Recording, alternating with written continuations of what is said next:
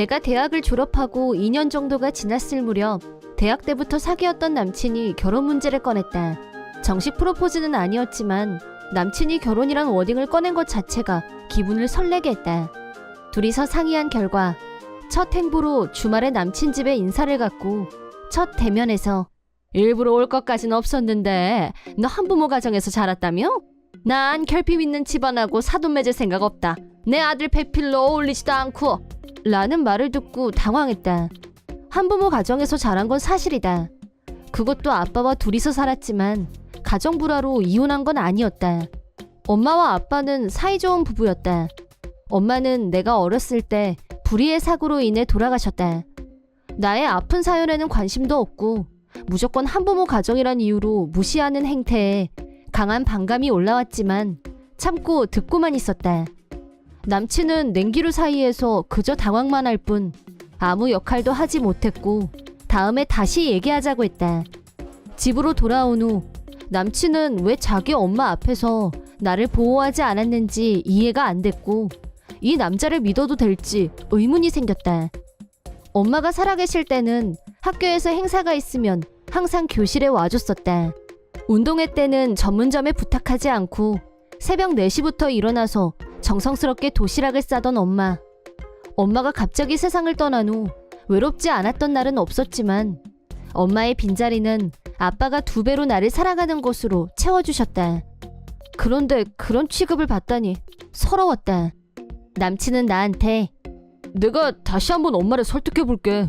말은 그렇게 했지만 나와의 결혼에 소극적으로 변한 듯한 인상을 받았다. 혹시 자기 어머니 반응을 보고 나하고 결혼하는 것에 부담을 느끼게 된 건 아닐까 하는 의심이 생길 정도였다. 한편 나도 한부모 가정이란 이유로 상대 집안에서 결혼을 반대한다는 말을 아빠한테 할 수 없었고 혼자서 고민이 많아졌다. 말은 안 했지만 아빠는 내가 이상하다는 걸 감지한 모양이었다. 아빠는 남친한테 직접 물어봤고 이미 다 알고 있었다. 하지만 그런 사실을 전혀 몰랐던 나는 이 남자와는 인연이 아닌가 보다. 그렇게 마음을 정리하는 단계에 들어갔다. 그러던 어느 날 아빠하고 쇼핑몰에 갔다가 우연히 남친과 남친 어머니를 만나게 됐다. 그러자 남친의 어머니를 향해 아빠가 갑자기 깜짝 놀랄 발언을 했다. 이 여자가 너한테 홀아버지 밑에서 자랐다고 결혼을 반대했다 이거지? 아빠의 평소 모습하고 너무 달라서 놀랍기도 하고 겁도 났지만 고개를 끄덕였다.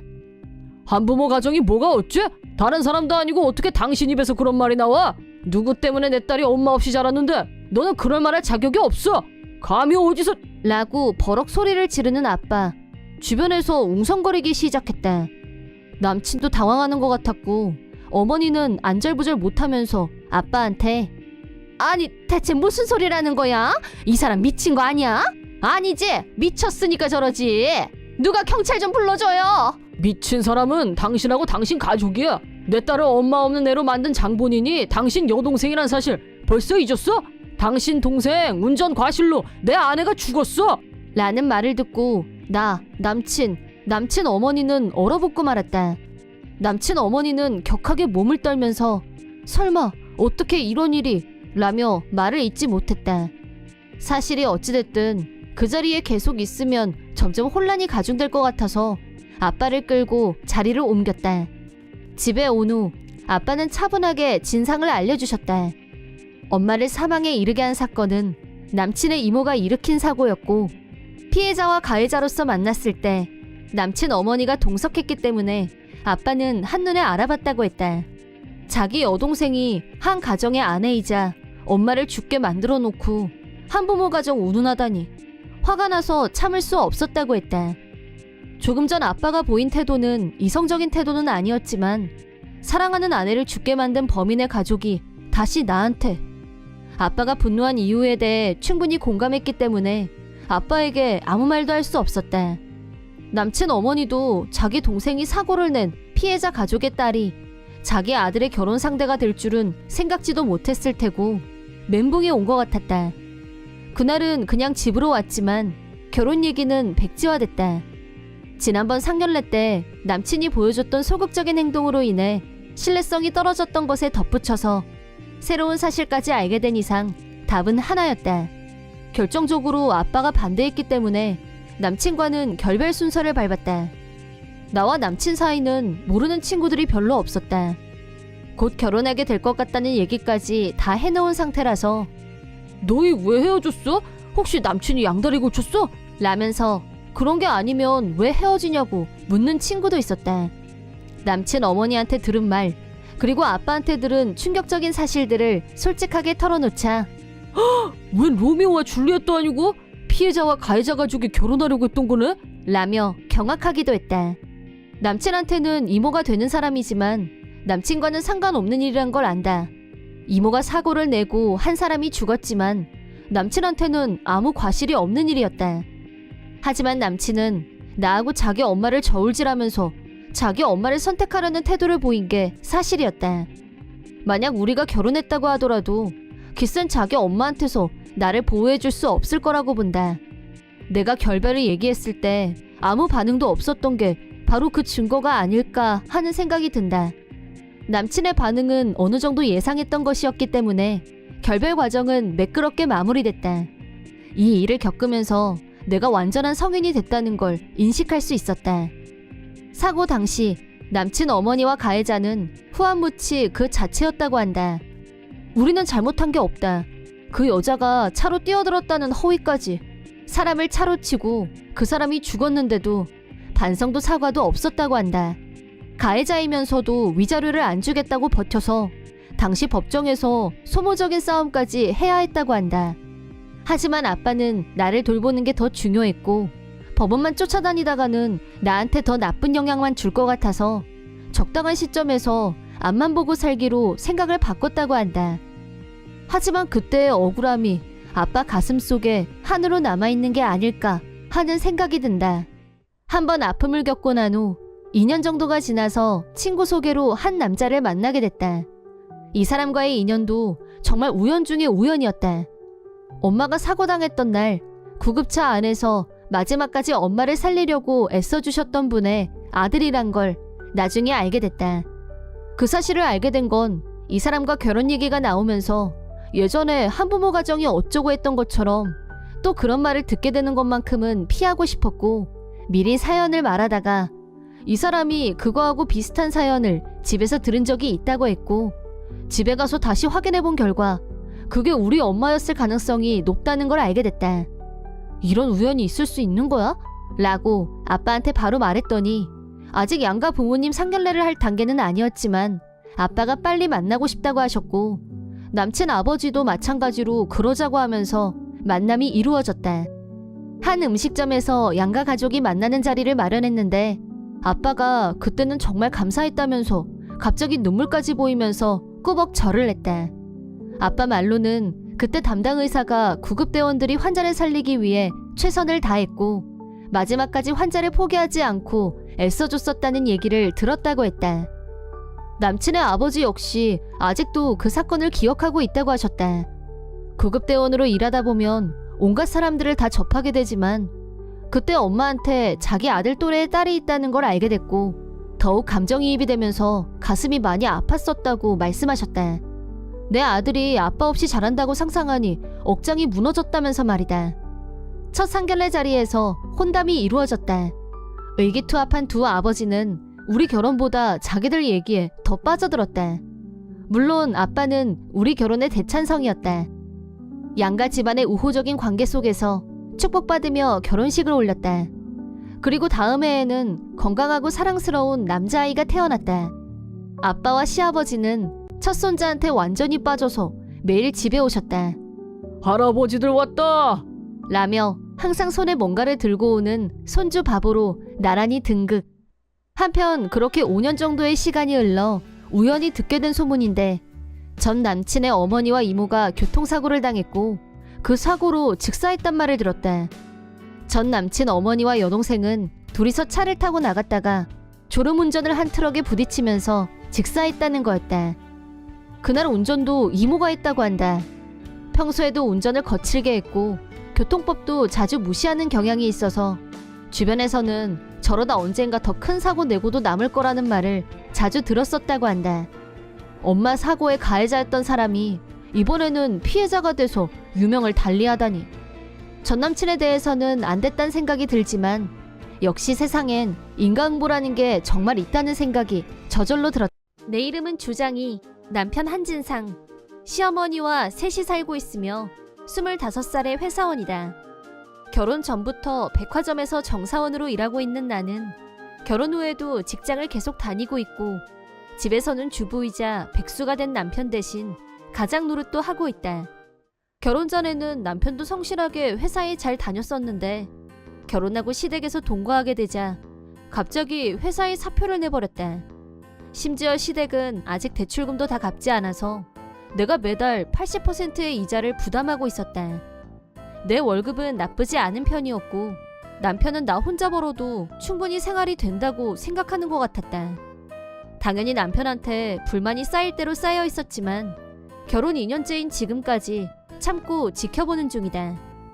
시골에서 자급자족 생활을 하는 게 꿈이었던 친정 부모님이 이제 막 시골 생활을 시작한 마당에 나 때문에 행복한 기분을 망치게 하고 싶지 않았고 참을 수 있는 데까지 최대한 버텨보기로 했다. 시어머니는 천성이 게을렀고 집안일도 요리엔 젬병이라 직장에 다니면서 집안일의 요리까지 내가 혼자서 감당하고 있었다. 남편도 시어머니처럼 집에서 뒹굴뒹굴하다가 갑자기 일당 받고 알바를 하기도 하고 하루살이처럼 자기 하고 싶은 대로 하면서 자유롭게 살고 있다. 시아버지는 10년 이상 지방에서 근무하는 중인데 식구들과 떨어져서 살면서 장기 연휴 외에는 집에 거의 오지 않았다. 이런 남편, 시부모님과 같이 사는 건 나한테 스트레스 말고 다른 의미는 없었다. 성수기에 들어서면서 바빠졌고 잔업이 계속되던 어느 날 집에 들어가자 시어머니가 화가 난 얼굴로 거실에 서서 나를 노려봤다. 다녀왔습니다 라고 인사를 하자 갑자기 너 요즘 뭐 하느라고 매일 늦게 다니니? 얼른 가서 저녁이나 해! 라고 했다. 바통을 이어받은 남편이 배고파서 움직일 힘도 없어. 맥주나 빨리 갖고 와. 라며 가방도 내려놓지 않았는데 마치 하녀한테 명령하듯이 말했다. 짜증이 밀려왔지만 꾹 참고 저녁을 차리고 있는데 시어머니가 아직도 멀었니?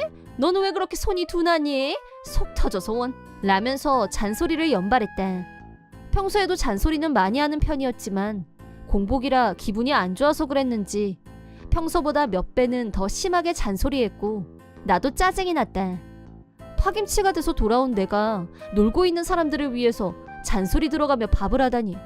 순간 시어머니한테 그럼 직접 해서 드시면 되잖아요 라고 말대꾸를 해버렸다. 그러자 시어머니는 지금껏 보지 못했던 험상궂은 얼굴로 나한테 내가 누군지 알고 건방지게 너 한 번만 더 그따위로 말하면 쫓겨날 줄 알아? 라며 경로. 그날 이후 본격적인 시어머니 갑질이 시작됐다. 시어머니는 내가 퇴근해서 들어오면 파출부가 이제야 기어들어왔네? 라고 하면서 청소, 빨래, 밥하기 등등 나를 따라다니면서 이거 해라 저거 해라 명령했다. 하루 종일 힘들게 일하고 들어왔는데 집안일까지 해도 끝이 안 나다 보니 한밤중이 돼야 겨우 누울 수 있었다.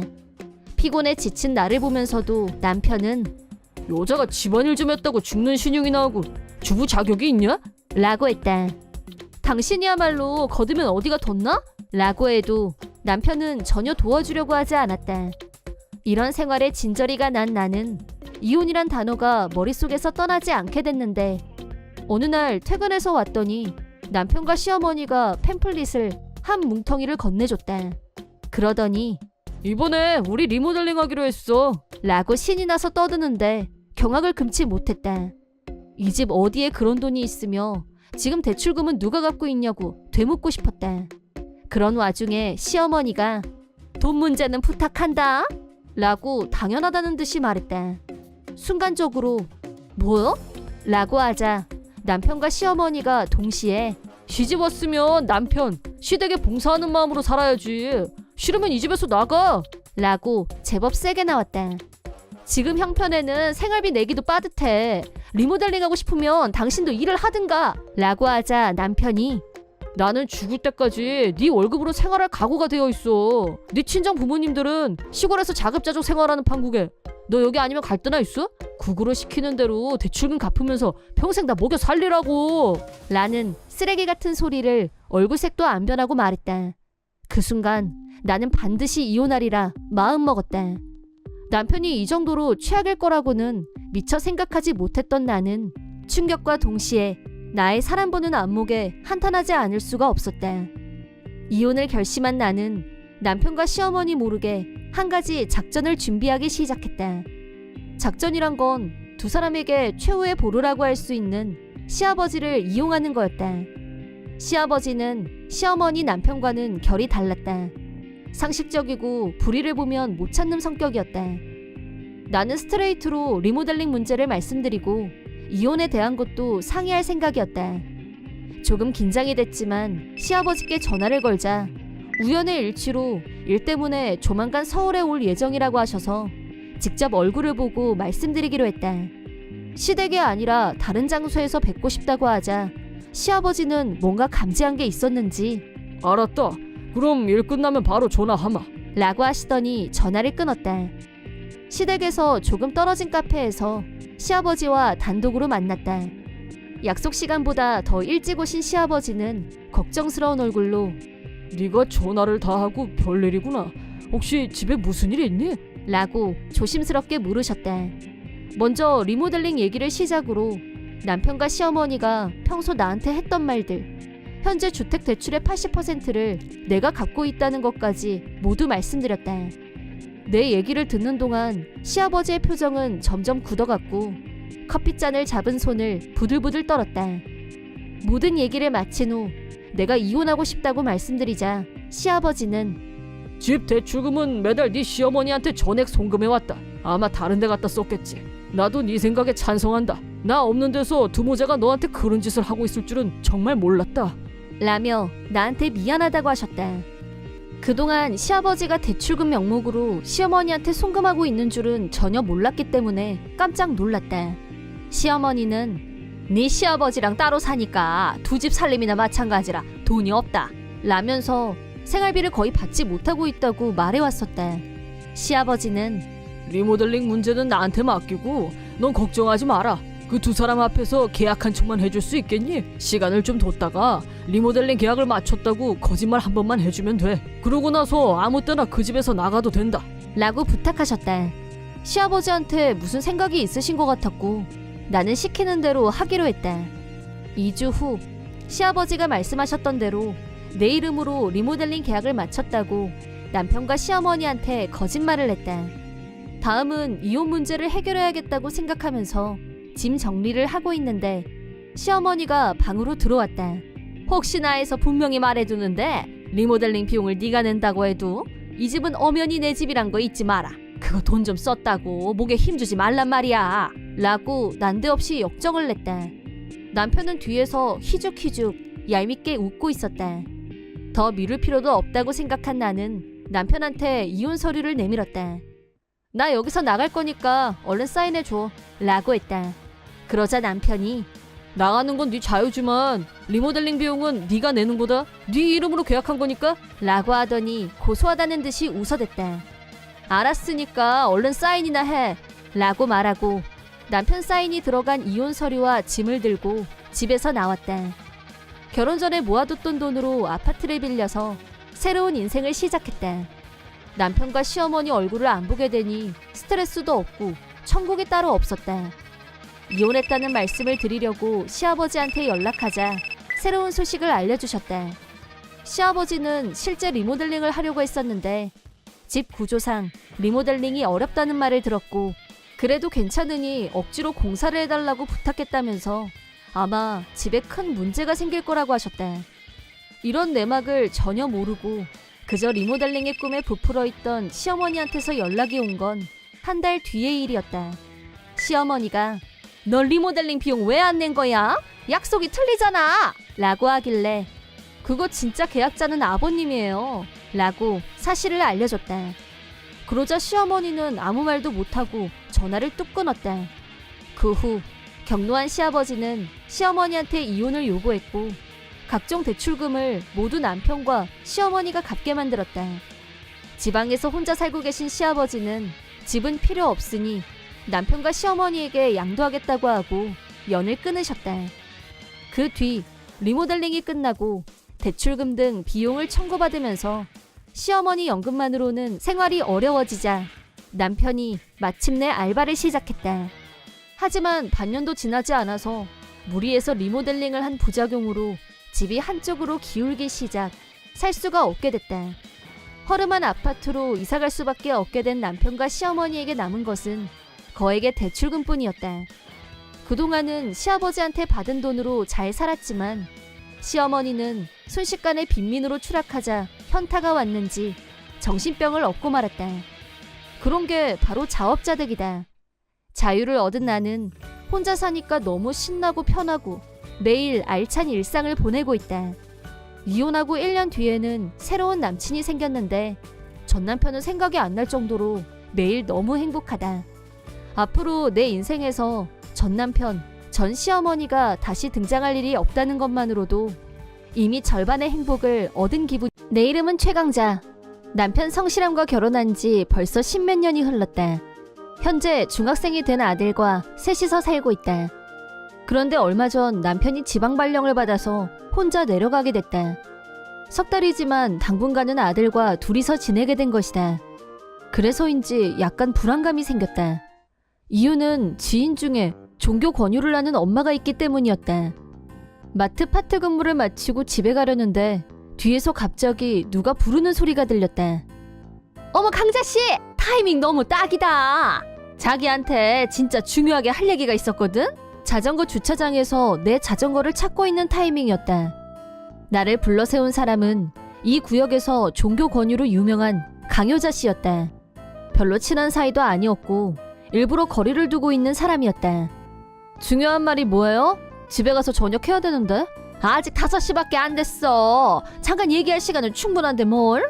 강효자는 내 자전거 앞을 가로막는 위치에 서 있었고 무시하고 지나갈 수 없는 상황이었다. 그럼 딱 5분이에요. 무슨 얘긴데 그래요? 자기 지금 행복해? 내가 대답하려고 하자 갑자기 손을 뻗어서 말을 막았다. 무리하지 마. 말로 안 해도 다 느껴져. 우리 교주님처럼 영적이진 않지만 나도 독심술은 조금 있거든? 강효자 씨는 눈을 감더니 영적 교류라도 시작한 것 같았다. 이제 보인다. 자기 지금 엄청 불안해하고 있지? 이유는 남편이 지방에 가 있기 때문에. 내 말 맞지? 틀린 말은 아니지만 나랑 친한 사람한테 흘려들었다면 충분히 사전에 알만한 내용이었다.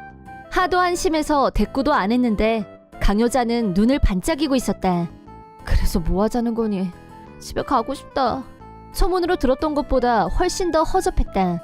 적당히 인사하고 빠져나가려는데 잠깐! 버럭 큰 소리를 질렀고 여기는 내 직장이기도 했다. 손님이 가장 몰리는 시간대이기도 해서 우리를 힐끔힐끔 쳐다보는 사람들도 많이 있었다. 나는 아무 잘못도 하지 않았지만 모르는 사람들한테 힐끔거림을 당하는 건 수치심을 느끼기에 충분했다. 강효자는 기분 나쁜 웃음을 지었다. 이런 데서 큰 소리 내면서 떠들다가 자기 동료들이라도 보면 더 곤란하지 않겠어? 근처 카페라도 가서 얘기 좀 더 하자. 최강자 씨? 일부러 목소리 톤을 높여서 내 이름을 여러 번 부르면서 말하는 건 우리가 아는 사이라는 걸 어필하려는 의도로 느껴졌다. 저는 할 얘기 없는데요? 있어요. 마음의 문을 열어요. 그리고 행복해지는 거예요. 그런 말에 제가 넘어갈 것 같아요? 그게 무슨 뜻이야? 무슨 뜻이냐면 실은 제가 대학에서 종교학을 전공했거든요. 신흥 종교가 어떻게 신도들을 전도하는지도 잘 알고 있어요. 솔직히 그냥 무시하고 빨리 빠져나가고 싶었다. 하지만 집착이 더 무서웠고 논리적으로 설명하고 거절하기로 했다. 그래서 패밀리 레스토랑에 같이 들어왔다. 강효자 씨는 같은 동네 주민이고 공통된 지인도 많이 있다. 앞으로도 같은 수법으로 계속 포교 대상자로 찍힐 바에야 얘기를 매듭짓는 편이 낫다고 판단했다. 커피 2잔을 주문하자 강효자 씨가 먼저 말을 시작했다. 강희 씨 남편분 지금 지방에 내려가 있지? 네, 그런데요? 그분의 목소리가 들려왔어요. 그래서 내가 그분의 말씀을 대신 전해주려는 거예요. 남편분 지금 불륜 중이에요. 지금은 아니더라도 곧 머지않아 불륜하게 될 거예요. 내 불안감을 자극했다. 포교 활동의 전형적인 수법이었다. 우리 남편이 불륜을 하나 안 하나까지 들여다볼 시간이 있으신가 봐요? 그분이 굉장히 한가하신가 보죠? 일부러 비꼬아서 말했다. 멀쩡한 남편을 부도덕한 사람으로 몰고 가는 게 불쾌했다. 남편은 성실하고 가정적인 사람이다. 너무 바빠서 잠잘 시간도 모자르다고 하는데 불륜이라니. 그리고 남편은 주말마다 집에 오고 있었다. 대체 무슨 시간에 불륜을 했다는 건지. 주문한 커피가 나왔다. 강효자 씨는 갑자기 부드러운 말투로 화제를 커피로 돌렸다.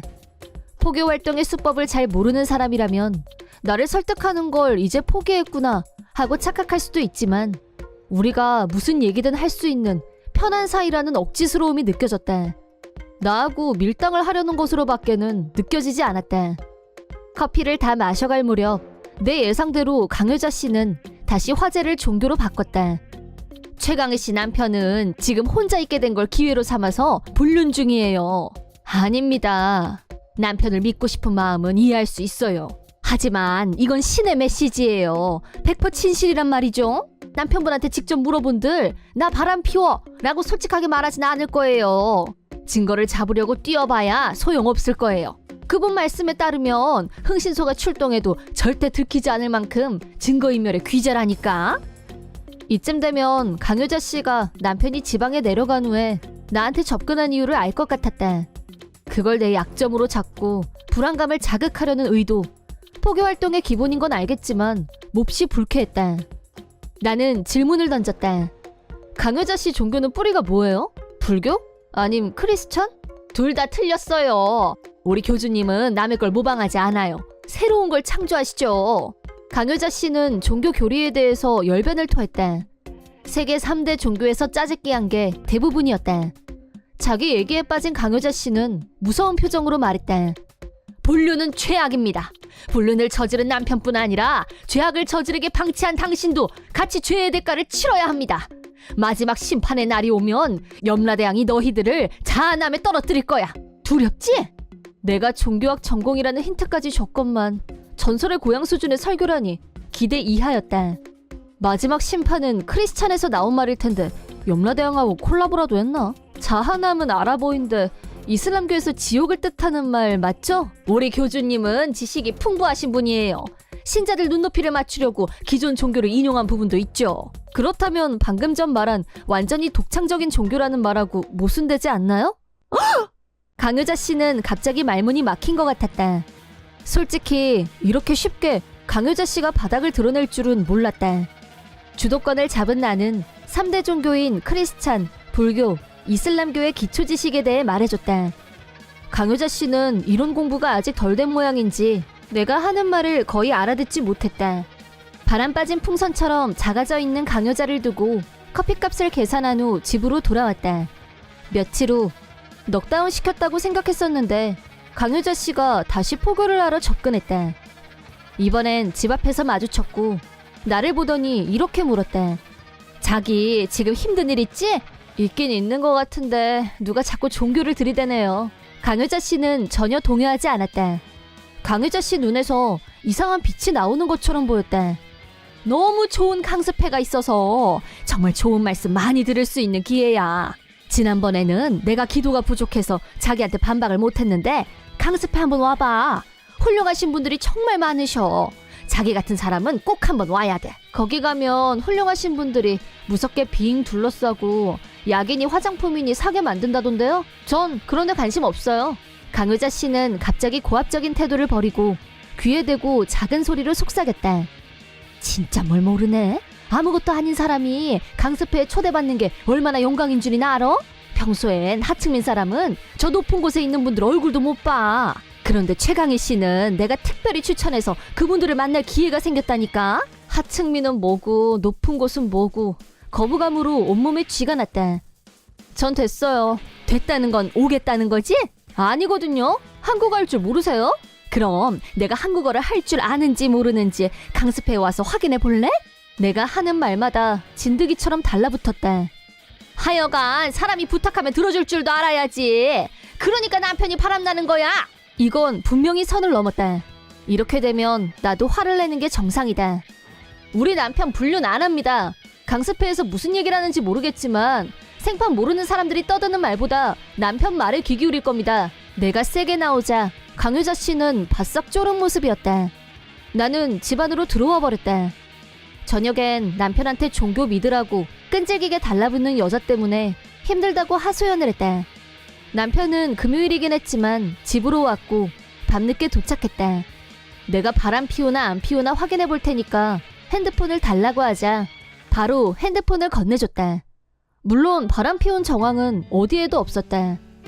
아직도 미심쩍으면 윗분한테 전화해서 내가 바빠서 바람 못 피우는 거 맞냐고 물어보든가.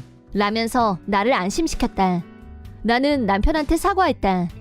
미안해. 아닌 줄은 알지만 자꾸 불륜불륜하니까 나도 모르게 혹시 하는 생각이 들더라고. 남편은 나를 안심시키며 위로했다. 그날 이후로 나는 강효자 씨가 무슨 말을 하건 다 흘려듣기로 했다. 완전 무시. 마침내 강효자 씨의 타깃이 다른 사람으로 옮겨간 것 같았다. 다행히 결과는 썩 좋은 것 같지 않았다. 1년 전쯤 있었던 일이다. 그때 나는 갓 대학에 입학한 신입생이었다. 그전에는 알바를 해본 적이 없었지만 대학생이 됐고 사회공부도 할 겸 편의점 알바를 시작했다. 그러다 엄청난 사건을 겪게 됐고 혹독한 신고식을 치렀다. 내가 알바를 하게 된 편의점에는 왕재수라는 선배가 있었다. 선배 알바생으로서 내 교육을 담당하게 됐고 평소에는 거의 말이 없는 사람이었지만 자기가 하고 싶은 말이 생기면 끝도 없이 얘기를 끌고 가는 타입이었다. 관심 없는 얘기를 듣는 일이 고문이란 걸 배웠지만 선배이고 스케줄이 겹치다 보니 엔진이 발동하면 적당히 이해하고 장단을 맞췄다. 왕재수가 펼치는 마라톤 수다의 주제는 자기 여친이었다. 왕재수 여친은 검은 생머리에 얼짱급 미모라고 했다. 솔직히 남의 여친에 대해서는 전혀 관심이 없었지만 신나서 떠드는 왕재수를 향해 아, 네 그래요? 정말요? 뭐 이 정도 리액션을 하면서 재미있게 듣는 척 연기했다. 그날은 알바가 없는 날이어서 나는 집 근처에 있는 패밀리 레스토랑에 갔다. 평소에도 자주 가는 곳이었는데 리포트 작성을 하기도 하고 밥도 먹고 하는 곳이다. 나는 늘 앉던 자리에 앉아서 메뉴를 살피고 있었다. 그러다 화장실에 가려고 하는데 낯익은 얼굴이 앉아있는 게 보였고 조금 가까이서 보니 역시 왕재수였다. 앞자리에는 여자가 앉아있었는데 말로만 듣던 그 여친인가 하고 살짝 관심이 생겼다. 화장실에 가려면 그 자리를 반드시 지나가야 했기 때문에 모르는 척하고 가면 안 되겠지 하는 순간 왕재수와 눈이 마주쳤고 어쩔 수 없이 인사를 했다. 하지만 그 순간 뭔가 분위기가 이상하다는 생각이 들었다. 왕재수한테 여친분하고 데이트하는 중이셨나봐요? 하고 무심코 말을 건넸을 뿐인데 맞은편에 앉아있던 여자분이 울면서 나한테 아니에요. 전 이 사람 여친 아니에요. 라면서 절규하는 걸 보고 에? 목미? 당황스러웠다. 여자분은 나한테 심지어 도와달라고 했다. 진짜 뭐야. 멘붕 오기 직전까지 갔는데 옆자리에 누가 봐도 조폭 조직원으로 보이는 남자가 대뜸 나한테 너하고는 상관없는 일이니까 빨리 꺼져줄래? 라고 했다. 하지만 여자분은 나한테 가지 말아달라고 울면서 매달리는 상황. 어떻게 해야 할지 전혀 감이 오지 않았지만 일단 화장실에 가서 냉정을 다시 찾기로 했다. 심호흡한 뒤 생각을 정리해봤다. 여자분이 하는 말의 진위는 알 수 없으나 뭔가 문제가 생긴 건 틀림없는 사실로 보였고 화장실에서 경찰에 신고했다. 그러고 나서 다시 왕재수 테이블 앞을 지나가는데 여자분은 여전히 도와달라는 눈빛을 나한테 보냈다. 곧 경찰이 올 거라는 계산을 머릿속으로 하면서 시간을 좀 벌어볼 생각으로 용기를 내서 지금 무슨 얘기를 하던 중이었냐고 질문을 던졌다. 그러자 조폭 같은 남자가 왕재수와 여자분이 돈을 빌려간 후 갚지 않아서 교육하는 중이었다고 말했다. 그러자 여자분은 아니에요. 전 몰라요. 라며 나한테 결백을 주장했다. 누구 말이 맞는 건진 전혀 판단이 안 됐고 왕재수는 무슨 이유인지 몰라도 입을 꾹 다물고 있었다. 돈 없는 남자랑은 손절이란 건가? 그런 생각도 들었지만 여자분의 표정이 너무 절박해 보였다. 그 표정만큼은 도저히 거짓으로 보이지 않아서 갈등하는 사이 다행히 경찰이 도착했다. 경찰이 신고한 사람 맞으시냐고 묻길래 그렇다고 대답했다. 경찰은 우선 조폭 같은 남자를 레스토랑 밖으로 데리고 나갔다. 조폭 같은 남자는 나 아무 짓도 안 했어 라며 반항했지만 경찰은 능숙하게 남자를 제압했다. 경찰이 왕재수도 같이 연행해 갔기 때문에 나하고 여자분 둘만 남게 됐고 나는 무슨 사정인지 들어보기로 했다. 최면의 이름도 모르고 대화를 하는 게 뭐해서 이름을 말한 후 왕재수와 같은 편의점에서 알바를 하는 사이라고 설명했다. 그러자 여자분은 자기 이름은 소심이라고 소개한 후 사건이 벌어진 경위에 대해 설명했다. 얘기를 듣다 보니 놀라지 않을 수 없었다. 왕재수가 자기 여친이라며 장황하게 얘기하던 당사자 소심이 씨는 왕재수랑 사귀는 사이도 아니고 얘기를 해본 적도 한 번도 없다고 했다. 그런데 왜 같이 있었냐고 묻자 좀 전에 길거리를 걸어가고 있는데 갑자기 왕재수가 오더니 빈 문제로 할 말이 있다고 했다는 것이었다. 소심이는 아버지 없이 엄마하고 어렵게 사는데 어머니가 자기를 대학에 보내기 위해 돈을 빌렸다는 걸 알고 있었기 때문에 빚쟁이가 빚 독촉을 하러 온 줄 알고 순순히 따라온 거라고 했다.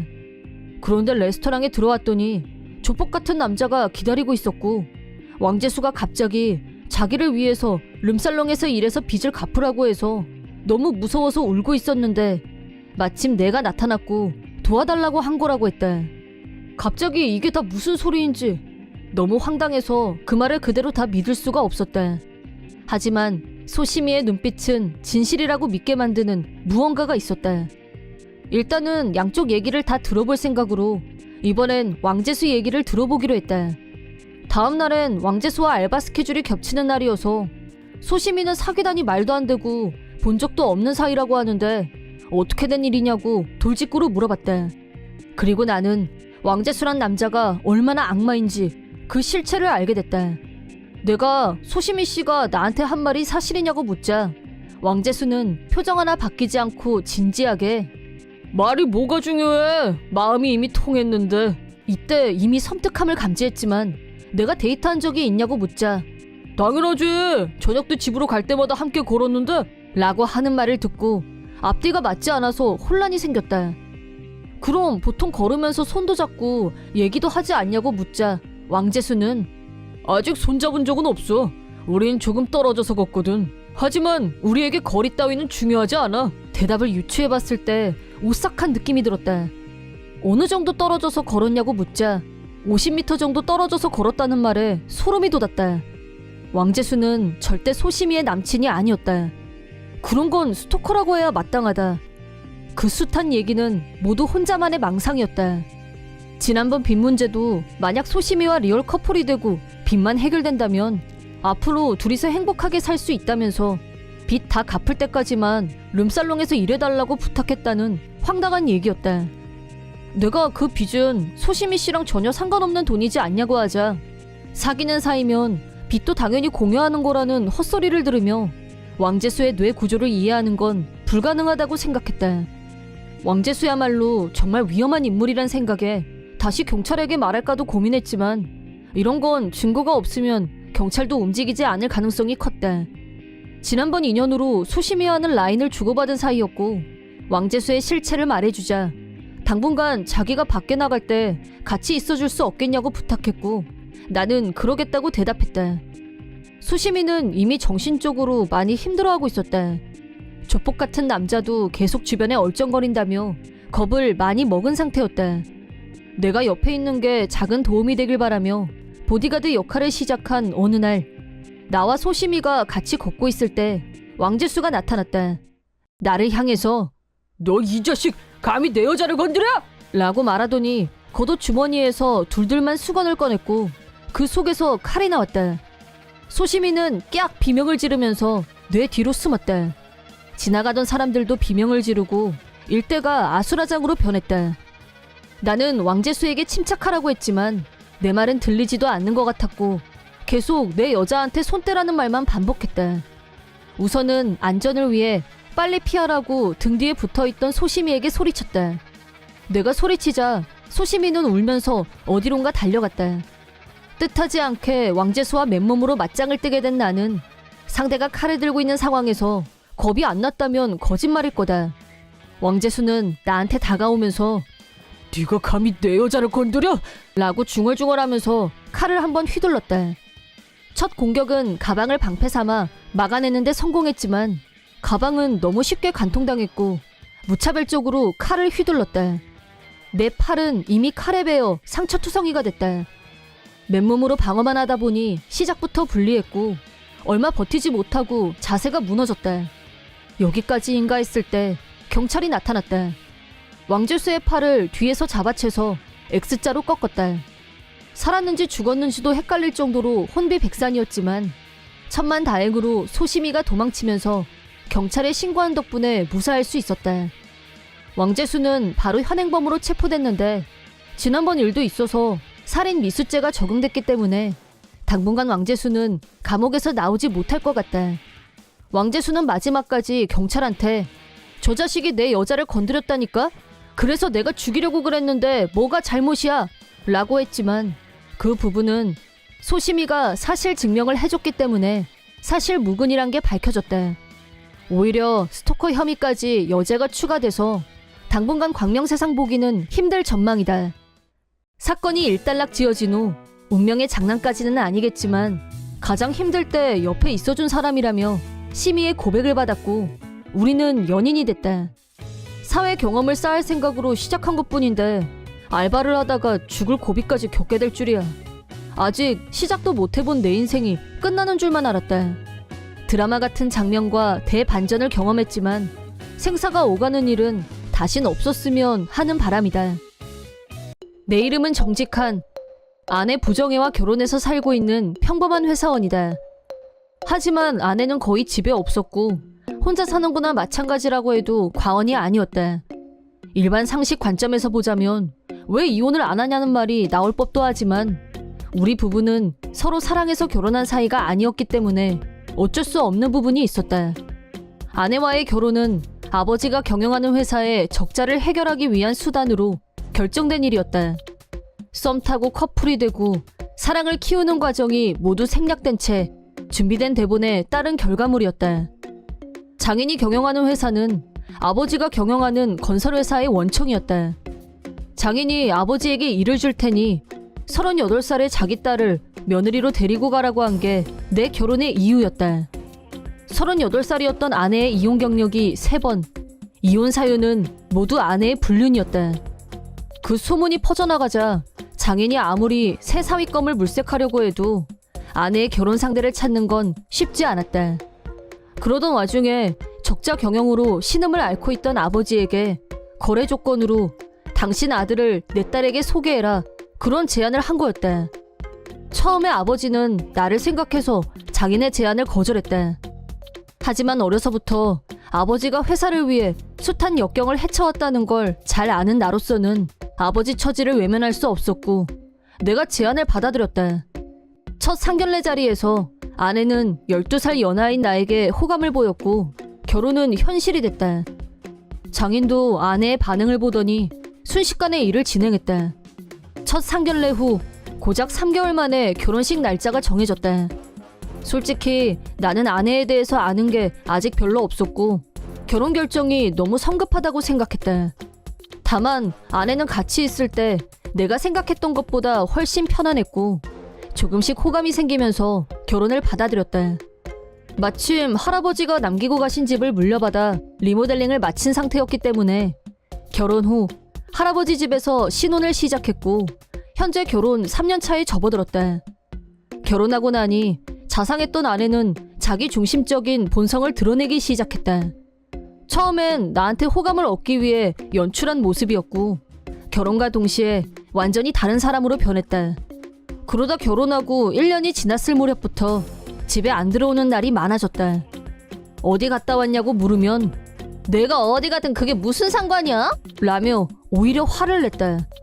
이제는 연락도 없이 외박하는 게 일상화돼 버렸다. 예전 버릇이 나온 건가? 불륜에 대해 강한 의심이 생긴 나는 아내에게 주의를 줬다. 아침에 집에 들어온 아내에게 계속 그렇게 살면 세상 사람 누구도 당신을 거들떠보지 않게 될 거야 라고 충고하자 아내가 발끈했다. 허, 많이 컸네? 이혼할래 그럼? 너희 아버지 회사 끈 떨어진 연신세 될 텐데 괜찮겠어? 라고 협박조로 나왔다. 내가 대답을 안 하자 아내는 다시 집을 나가버렸다. 한참 뒤 다시 집에 들어온 아내의 손에는 이혼 서류가 들려 있었다. 불만이 있으면 언제든지 이혼해 줄게. 그 피해는 너희 아버지에게 돌아간다는 것만 알아둬. 라고 하더니 아내는 이혼 서류에 바로 사인했다. 아무 대답도 하지 못하는 나를 아내는 여유 있게 비웃으면서 결혼 안 하면 집 밖에 못 돌아다니게 할 거라면서 우리 노인네가 진짜 나를 집안에 가뒀다는 거 아니야? 개 황당했는데 덕분에 자유의 몸도 됐겠다. 누려야지. 안 그래? 라고 하더니 그날 이후로는 당당하게 다른 남자들과 어울려 다녔다. 아내가 자유를 얻기 위한 도구로 나를 이용했다는 걸 안 순간 주체할 수 없는 허무함이 밀려왔다. 아내 문제로 고민에 고민을 거듭했지만 상의할 수 있는 사람은 형뿐이었다. 형은 내 심정을 충분히 이해했고 좋은 방법이 없는지 같이 고민해보자고 했다.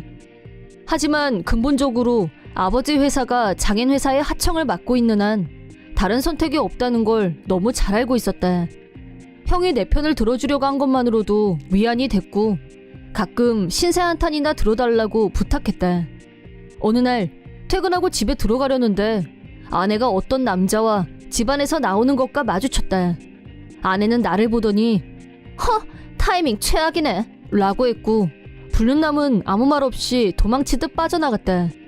불륜남이 그냥 가버린 게 섭섭했는지 아내는 나한테 온갖 짜증을 다 부렸다. 야, 넌 지금 들어오면 어쩌자는 거야? 그리고 이런 상황에서는 나랑 상관없는 척 연기를 했어야지 라고 하길래 내 집에서 내가 왜 그런 연기까지 해야 돼? 라고 화가 나서 따지자 아내는 어머, 너 지금 대들었니? 화났다 이거야? 그럼 이혼해. 아빠한테 전화해서 너희 아버지 회사랑 거래 중지하라고 할 거니까 라고 하더니 바로 핸드폰을 꺼내서 장인한테 전화를 걸려고 했다. 내가 필사적으로 그것만은 막으려고 하자 나를 비웃으며 진짜 불쌍한 인생이다. 너 이혼당하고 싶지 않으면 앞으로 조심해 라고 하더니 어디 간다는 말도 없이 나가버렸다. 이건 정말 아니라고 생각한 나는 형한테 심각하게 상의했다. 그러자 형이 너한테 좋은 소식이 있으니까 지금 당장 집으로 와 라고 했다. 어떤 얘기인진 전혀 몰랐지만 무작정 형한테 달려갔다. 집안에는 형수님 아버님이 와 계셨다. 형수 아버님은 종합건설 대기업의 창업자이자 사장님이셨는데 장차 형을 차기 사장으로 임명하겠다고 하셨다는 거였다. 현재 형은 그 회사의 평사원으로 근무 중이었다. 차기 사장으로 임명된 것을 계기로 큰맘 먹고 아버지 회사 문제와 내 문제를 사돈어른께 말씀드린 모양이었다. 사정을 들은 사돈어른은 내 처지를 딱하게 생각하셨고 그런 일이 있으면 더 빨리 말했어야지 라고 하면서 내가 이혼할 수 있도록 도울 수 있는 일은 돕겠다고 하셨다. 한편 사돈어른 말씀으로는 장인 회사는 동종업계에서 평판이 아주 나쁘다면서 최근에는 경영 상태가 상당히 악화된 것으로 알고 있다고 하셨다. 자네 동생 일은 자네가 나서서 돕도록 해. 나는 뒤에서 도울 테니까 라며 사돈어른이 형의 어깨를 두드렸다. 형은 자기 사장으로서 첫 번째 임무라고 생각하고 제대로 해결하겠습니다 라고 하더니 나를 보며 활짝 웃어 보였다. 며칠 후 형한테서 연락이 왔다. 준비가 다 됐으니까 너는 가서 이혼 서류 접수하고 와 라는 메시지를 보고 아내가 겁을 주기 위해 사인해놓은 이혼 서류를 들고 구청으로 이혼 서류를 제출하고 집으로 들어오자 남자가 운전하는 차에서 아내가 내렸다. 차에서 내리면서 남자와 키스를 나누고 남자의 차가 사라질 때까지 열심히 손을 흔드는 아내. 그 모습을 잠자코 지켜보고 있다가 마침내 뒤를 돌아본 아내와 눈이 마주쳤다. 뭘 보고 있어? 왜? 또 잔소리라도 하게? 돈 많고 예쁜 여자랑 결혼했으면 이 정도는 당연히 참아야지. 분명히 말했지만 나는 당장 이혼해도 상관없어 라고 했다. 이번에는 나도 당당하게 이혼 서류 고마워. 방금 접수하고 오는 길이야 라고 말하고 시원하게 웃어 보였다. 아내는 뭐라고? 너 뻥이지? 라고 하더니 집 안으로 뛰어들어가더니 이혼 서류를 넣어두었던 서랍을 마구 뒤졌다. 없어. 너 진짜 갖다 냈어? 라고 다시 묻길래 이혼 성립이니까 빨리 이 집에서 나가줘 라고 했다. 너희 아버지 회사 망해도 상관없다 이거니? 라고 발악하는 아내. 걱정은 고마운데 아버지 회사는 이제 장인어른 회사에 기대지 않아도 돼 라고 말해줬다. 이 문제는 형이 나서서 그동안 아버지가 장인 회사에서 하청받았던 일보다 더 큰 프로젝트를 맡겼기 때문에 아버지는 더 이상 장인 회사에 기대지 않아도 될 만큼 안정을 얻었다. 이혼할 수 없었던 이유에서 완전히 해방된 나는 비로소 자유의 몸이 됐다. 내가 자유의 몸이 된 사실을 알게 된 아내는 네 맘대로 그걸 접수하면 어떡해? 쓰레기! 난 절대 여기서 못 나가! 라고 버티기 작전으로 나오는 아내에게 어디로 가든 당신 자유지만 이 집에서는 나가줘야겠어. 그리고 불륜에 대한 위자료 청구해야 돼서 좀 전에 장인어른한테 내용 증명 제출하고 왔어. 라고 하자 아내는 완전 맹분 상태가 됐다. 때마침 장인이 우리 집으로 들이닥쳤다. 너 또 바람 피우고 이혼당한 거냐? 이게 지금 몇 번째인 줄 알아? 넌 앞으로 집에서 한 발자국도 못 나갈 줄 알아? 라고 하더니 아내를 억지로 끌고 갔다. 며칠 후 장인은 위자료를 내 통장에 입금했다. 장인의 강한 분노를 산 전 아내는 다시는 불륜을 못하도록 자택 감금을 명령받았다고 한다. 심지어 핸드폰도 몰수당하고 강제적 은둔형 외톨이 상태라고 하는데 핸드폰조차 없으면 어장관리도 못할 테고 전 아내 부정의 입장에서는 그런 지옥이 따로 없을 거다. 그리고 얼마 안 돼서 능력자 형의 등장으로 장인 회사는 실적에 타격을 입었고 경영이 악화되기 시작. 1년 후에는 부채만 잔뜩 떠안고 장인 회사는 도산 위기에 처하고 말았다. 그 결과 전처 부정의 가족들은 모두 파산했다. 전에 살던 저택에서 야반도주나 다름없이 가족 전체가 이사를 했고 지금은 시골 어디 구석에 박혀서 남들 눈에 안 띄게 살고 있다고 한다. 모르긴 해도 앞으로 전처가 남자들을 가지고 노는 일은 불가능할 것 같다. 한편 나는 이혼 후 경영의 활기를 찾기 시작한 아버지 회사에서 일하게 됐다. 현재 수입도 안정적인 편이다. 앞으로 아버지와 함께 더욱 회사를 공고히 하기 위해 최선을 다해 일할 생각이다. 나를 위기에서 구해준 형에게 감사의 마음과 함께 만약 형한테 힘든 일이 생겼을 때 구원투수로 나설 수 있는 든든한 동생으로 성장하는 게 현재 나의 목표이다. 5년 전 남편이 병으로 세상을 떠났다. 남편이 떠났을 때 나에게는 아직 태어난 지 몇 달밖에 되지 않은 딸아이가 있었다. 친정 부모님을 일찍 여인 나는 남편마저 젊은 나이에 세상을 떠나자 앞으로 어떻게 살아야 할지 두려움이 앞섰고 눈앞이 캄캄했다. 그런 상황에서 시부모님이 나만 괜찮다면 같이 사는 게 어떻겠냐고 하셨다. 다른 좋은 인연이 나타나면 그때 다시 생각하고 그래야 딸아이를 키우지 않겠냐면서 말이다. 시부모님은 남편이 살아있을 때부터 나를 아껴주셨다. 이미 친정 부모님이 안 계신 나로서는 시부모님이 친부모님이나 다름없었다. 남편이 세상을 떠난 후 시부모님과도 멀어질 수 있다고 생각하니 이 세상에 정말 혼자만 남은 기분이었다. 그런 와중에 시부모님이 먼저 같이 살자고 말씀해 주셔서 정말 든든했다. 나는 그 자리에서 바로 좋다고 말씀드렸다. 시부모님의 보살핌을 받은 덕분에 나는 남편을 잃은 슬픔에서 빨리 일어설 수 있었고 경제적인 면에서도 큰 어려움 없이 딸아이를 키울 수 있었다. 시부모님과는 때로는 말다툼도 했고 친부모 자식하고 하나도 다르지 않았다. 딸아이가 조금 자란 후부터는 넷이서 이곳저곳 여행도 많이 다녔다. 남편과 딸아이가 찍은 사진보다 시부모님과 우리 모녀 넷이서 찍은 사진이 더 많아졌다. 소소한 행복을 쌓아가며 딸아이는 5살이 되었고 그러던 어느 날 시누이 부부가 찾아왔다. 시누이 부부가 경영하던 회사가 얼마 전 부도가 나는 바람에 살 곳이 없어져서 온 거라고 했다. 갈 곳이 없으니 여기서 살게 해달라고 시부모님께 부탁 중이었다. 문제는 과거 시누이가 여러 번 문제를 일으켰다는 점이었다. 내가 남편하고 결혼하기 얼마 전 시누이가 시부모님 돈을 훔쳐서 집을 나간 뒤 행방을 감추는 바람에 소식도 모르고 있었다. 그동안 추석, 설 이런 명절에조차 한 번도 찾아오지 않았었다. 처음엔 시부모님도 안 된다고 하셨지만 친자식이 찾아와서 저렇게 사정을 하는데 끝까지 외면하기는 힘들어 보였다. 나는 끼어들 만한 위치가 아니었고 그저 돌아가는 분위기를 살피고 있을 뿐이었다. 결국 시부모님은 다시 새로운 일을 찾을 때까지만 일하고 못을 받고 시댁에서 지내는 걸 허락하셨다. 하지만 이게 지옥의 시작이 될 줄이야. 시누이 부부는 처음에는 항상 웃는 얼굴로 나를 대했지만 한 달도 되지 않아서 확연하게 태도가 달라지기 시작했다.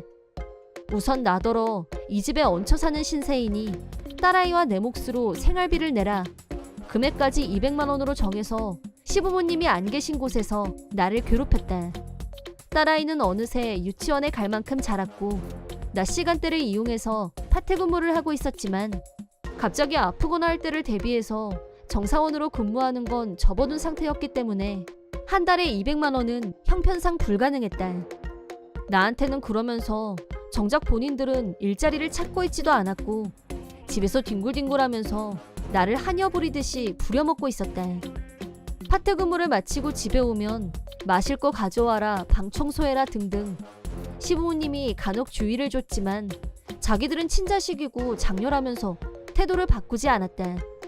나를 함부로 대하는 태도는 점점 선을 넘었고 남편 사망보험금은 얼마나 나왔냐며 우리 집에서 이렇게 오래 살게 해줬으니까 그 보험금에 대해서는 자기도 지분이 있다는 주장을 펼치기 시작했다. 남편의 보험금은 적은 액수였지만 장래 딸아이를 위해서 손대지 않는 게 좋다고 시부모님도 말씀하셨고 은행에 맡겨놓았다. 시누이한테 넘기다니 말도 안 됐다. 결정타는 딸아이를 재우고 내가 혼자서 샤워하고 있는데 실수를 가장해서 시누이 남편이 욕실로 들어왔다. 내 몸을 능글맞게 위아래로 훑어보는 모욕을 당하고 말았다. 이대로 가다가는 무슨 험한 일이 생길지도 모른다는 위험을 감지했고 시댁에서 독립하기로 마음먹었다. 시누이 남편에 관한 일은 차마 시부모님께 말씀드리지 못했다. 갑자기 왜 독립을 하겠다는 거냐고 물으셨을 때는 가슴이 콱 막히는 기분이 들었지만 지금까지 나와 딸아이를 보살펴주신 두 분께 민망한 말을 꺼내기는 힘들었고 다른 문제로 번지지 않을까 걱정도 됐었다. 내가 진실을 말하면 친딸과 며느리 사이에서 두 분이 너무 힘들어하실 것 같았기 때문이다. 시부모님은 내가 독립하겠다고 하자 목돈을 주려고 하셨지만 그 돈은 도저히 받을 수가 없었다. 적은 수입으로 딸아이와 둘이서 사는 건 힘들었지만 절약하면서 열심히 살았다. 따로 살았지만 시부모님과 전화로 계속 연락을 주고받았는데 내가 집에서 나간 뒤로 시누이 부부는 더 심하게 횡포를 부렸고 자기가 집주인인 양 행세하기 시작했다고 하셨다. 일자리를 찾을 생각이 아예 없어 보여서 집에서 나가라고 했더니 여기는 내 집이라며 시누이가 나가지 않고 버텨서 시부모님이 골치를 앓고 계셨다.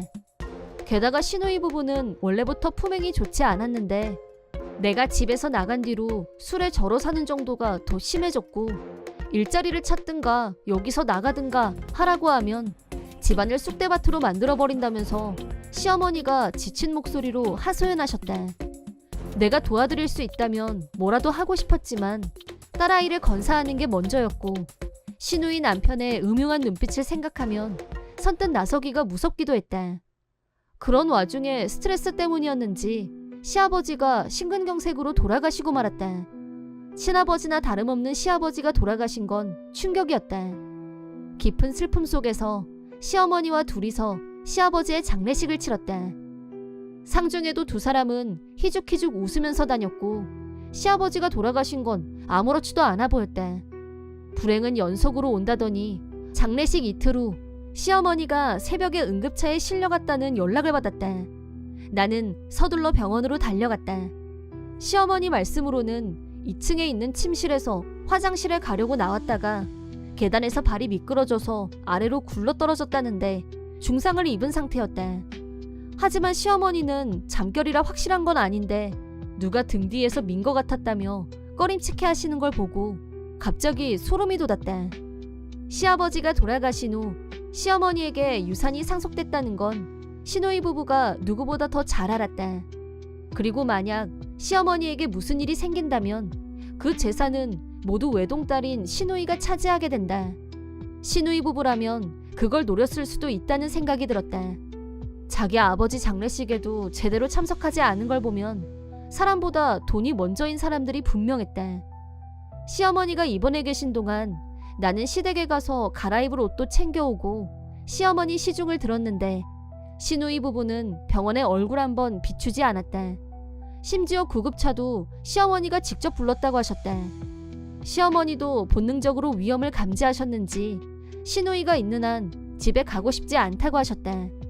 그 두 사람은 얼굴도 보고 싶지 않다고 치를 떠셨기 때문에 퇴원 후에는 내가 살고 있는 아파트로 모시기로 했다. 한편 두 사람은 시어머니가 비상금으로 모아두신 현금을 집안 어디에서 발견했는지 그 돈을 들고 여행을 가고 없었다. 차라리 잘 됐다고 생각한 나와 시어머니는 두 사람이 없는 사이에 거사를 치르기로 했다. 이미 시어머니는 그 둘과 계속 같이 사느니 집을 팔고 실버타운이라도 들어갈까 생각 중이었다고 하셨다. 그래서 두 사람이 집에 없는 동안에 일단 집 안에 있는 가구며 짐을 모두 처분하고 팔지 않을 것들은 창고를 빌려서 보관해두고 집을 내놓기로 했다. 그러자 집은 오래돼서 별 가치가 없었지만 위치가 워낙 좋은 자리여서 그랬는지 내놓자마자 사겠다는 사람이 나타났고 가격도 만족스러웠다. 자금이 마련된 후 파트 근무지와 유치원 문제를 정리하고 그 두 사람이 도저히 찾아올 수 없는 곳으로 이사를 마쳤다. 이사를 끝낸 후 시누이한테서 쉴 새 없이 전화가 걸려왔다. 돈을 다 쓰고 돌아온 모양이었다. 집에 왜 못 들어가는 건데 여기가 왜 남의 땅이라고 편말이 있어? 라고 묻길래 집은 팔았고 그 땅은 남의 땅이라 들어가면 안 된다고 알려줬다. 시누이는 네가 우리 엄마 납치했냐면서 경찰에 신고할 거라고 날뛰었다. 그러자 시어머니가 전화기에 대고 너는 이제 내 딸도 아니고 상관없는 사람이다. 손절이야. 알아들어? 라고 소리를 지른 후 전화를 끊었다. 그 뒤로도 몇 번이나 다시 전화가 걸려왔고 셀 수도 없이 라인이 왔지만 모두 안일십으로 대응했다. 생각보다 세상은 넓다. 돈도 없이 우리가 어디에 살고 있는지 찾아내는 건 쉽지 않을 것이다. 잠잘 곳도 없어진 두 사람이 어떻게 됐는지 풍문으로 들은 바에 의하면 두 사람의 속셈은 시어머니가 퇴원하면 똑같은 짓을 다시 할 계획이었다고 한다. 시아버지에 이어 시어머니도 돌아가시면 유산이 굴러들어올 테고 당분간 흥청망청 놀고 먹을 수 있다며 손뼉을 치고 좋아했고 시어머니 비상금으로 만족 못하고 은행에서 돈을 빌려서 그 돈으로 놀러 다니는 중이었다고 한다. 그 결과 지금 두 사람은 잠잘 곳도 없고 남은 건 1억에 가까운 빚뿐이었다. 그 둘에게 남은 동아줄은 시어머니에게 살려달라고 라인으로 호소하는 것뿐이었다. 나한테는 너 우리 엄마 어디로 빼돌렸어? 당장 데려와! 내가 이 집 딸이야! 우리 부모님 돈은 다 내 돈이야! 라고 음성 메시지를 남겨놨지만 아마 평생 다시 볼 일은 없을 것이다. 내 인생에서 남자는 하늘나라로 간 남편 하나면 충분했다. 딸아이와 시어머니가 함께라면 넘치게 행복한 나다. 시누이 부부는 기생충처럼 시부모님 고혈을 빨아먹으면서 아무 일도 하지 않고 빚만 지고 있었으니 장차 노숙자가 되는 건 불을 보듯 뻔했지만 본인들이 자초한 결과일 뿐 남은 인생 반성하고 노력하다 보면 언젠가 좋은 날이 있을지도. 사이다 무비튼. 내 이름은 양보희. 남편 우직한, 중학생 아들 수환이와 3명이서 살고 있다. 수환이는 은둔형 외톨이였다. 중학교는 거의 등교하지 않았다. 이렇게 된 건 선천적 지병도 이유 중에 하나였다. 초등학교 때부터 이미 결석하는 날이 많았고 친구를 거의 사귀지 못했다. 그러다 보니 중학교에 올라간 후에는 자연스럽게 형성되는 아이들 그룹에 들어가지 못했다. 결국 자기 방에 틀어박혀서 나오지 않게 되고 말았다. 중학생 시기는 예민한 시기인 건 틀림없다. 학창시절의 나 역시 모범생이라고 하기는 힘들었다. 사춘기 때는 대부분의 애들이 그렇듯 나도 부모님 속을 썩였었다. 그래서 인내심을 갖고 지켜보기로 했다. 물론 잔소리로 들리지 않을 정도로 주의를 주기도 하고 걱정하는 말을 할 때도 있다. 지병이 있는 만큼 아들아이가 신체적, 정신적으로 스트레스를 받지 않도록 조심하면서 말이다. 하지만 수환이가 이상해 보였는지 근처에 사는 어떤 엄마가 있는 얘기 없는 얘기를 사방에 뿌리고 다녔다. 하필이면 이 말 많은 엄마는 우리 동네에서 작은 슈퍼를 경영하고 있었고 소문을 퍼뜨릴 최적의 조건을 갖춘 셈이었다. 수환이 알지? 걔가 은둔형 외톨이라잖아. 그러다 크면 백수밖에 더 되겠어? 쇠고랑이나 안 차면 다행이지. 그 엄마는 장을 보러 온 엄마들한테 그런 얘기를 퍼뜨리고 있었다. 당연히 그런 유언비어를 직접 듣게 되면 절대 물러서지 않고 반론을 펼쳤다. 우리 아들은 지병이 있어서요. 그렇구나. 지병이 있었어? 그렇게 설정해놓고 핑계거리 만들었나 보네. 그런 이유라도 있어야지. 생으로 학교 빠지면 면이 안 서지.